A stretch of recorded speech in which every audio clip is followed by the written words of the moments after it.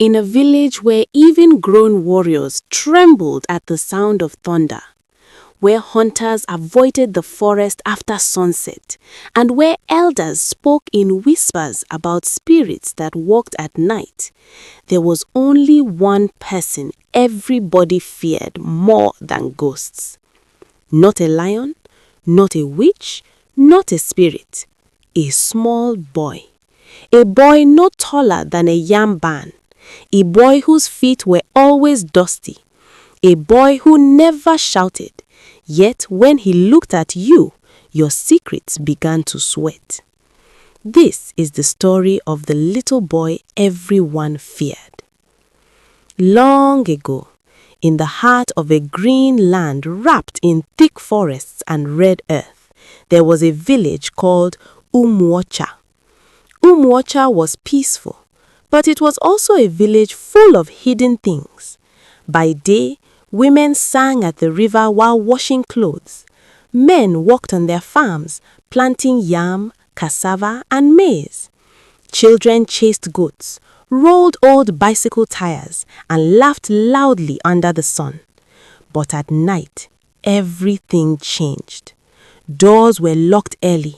Fires were kept burning till morning, and no one, no matter how brave, walked past the old silk cotton tree at the edge of the village. The elders said spirits gathered there at night to hold meetings humans must never hear. Strangely, that was exactly where the little boy loved to sit. His name was Obina. He lived with his grandmother in a small mud house near the back of the village. No one knew who his parents were. Some said they died when he was a baby. Some said they disappeared. Others whispered that the forest took them. Obina did not talk much. He did not fight. He did not cry like other children. But he had eyes that looked like they had seen tomorrow already. When he was 5 years old, something strange happened. He walked up to the village blacksmith one afternoon and said quietly, "Uncle, don't stand near the big tree tomorrow morning." The blacksmith laughed. "Go and play, small boy." The next morning, a heavy storm came suddenly.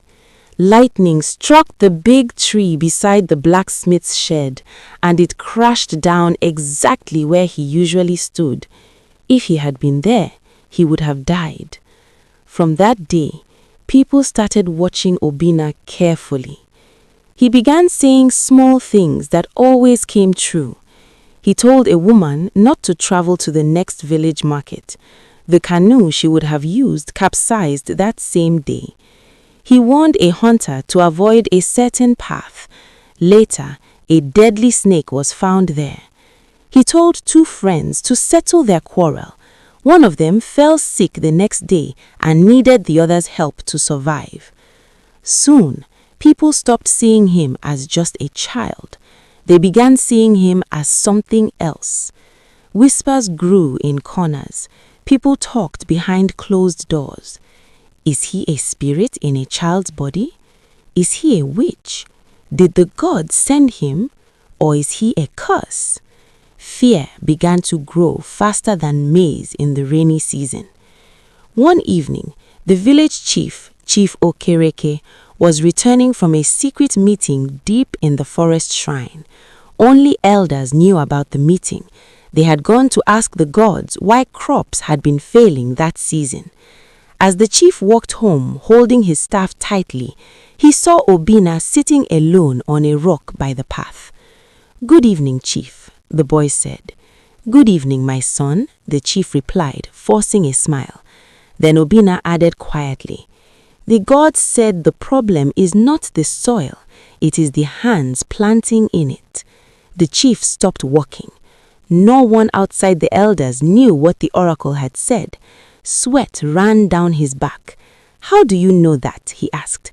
Obina only smiled. "Good night, chief."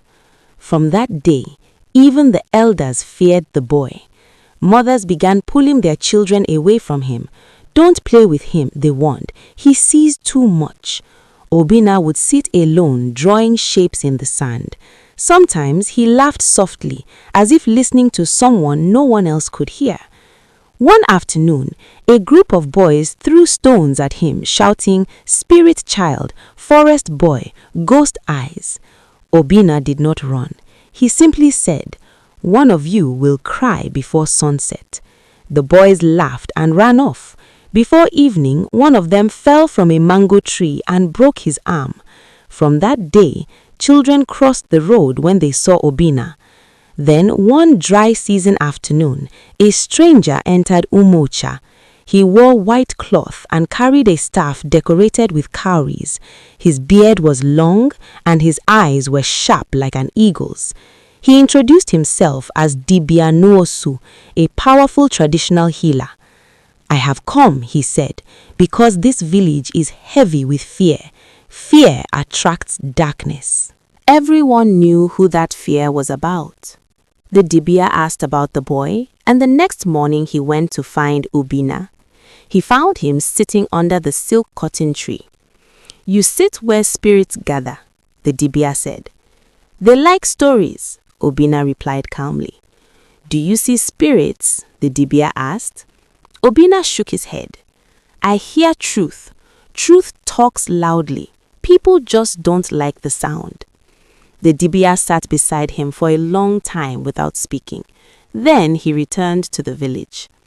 That evening he called everyone together and said, "The child you fear is not a curse. He is not a witch. He is not a spirit. He is a mirror. A mirror shows you what you hide. The boy speaks truth without fear, and truth is what you are all running from." Slowly, people began confessing their wrongs. A man returned land he stole from his brother. A woman admitted she had been secretly harming her co-wife. 2 elders confessed they lied about the shrine's message. Each time someone chose truth, Obina would smile quietly. As truth spread, crops began to grow better. Rain came on time. Sickness reduced. The village started changing. But one man was not happy. His name was Okoro, a wealthy trader who had been cheating villagers with false grain measurements. Obina once told him, "Your house is big, but your heart is shrinking." Okoro never forgot. One night, he lured Obina into the forest and tied him to a tree. "Let's see you predict your way out of this," he said. Obina only replied, "By tomorrow, you will beg the same mouth you are trying to silence." That night, Okoro could not sleep. A leopard attacked his goats. Strange sounds filled the air. Fear swallowed him. By morning, when villagers discovered Obina was missing, Okoro broke down and confessed. They rushed into the forest and found Obina safe, the ropes somehow loose. Okoro fell at his feet crying, "Forgive me, I was afraid." Obina placed his small hand on the man's head. Fear makes people cruel. Truth makes people free. From that day, the village stopped fearing the little boy. Instead, they started listening. Obina did not become a chief or a great healer. He remained a quiet boy with dusty feet and deep eyes.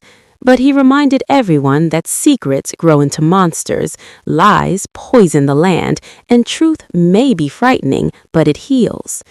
And whenever someone tried to hide wrongdoing, people would whisper, "Be careful, Obina is watching." Not with magic, but with the power of truth.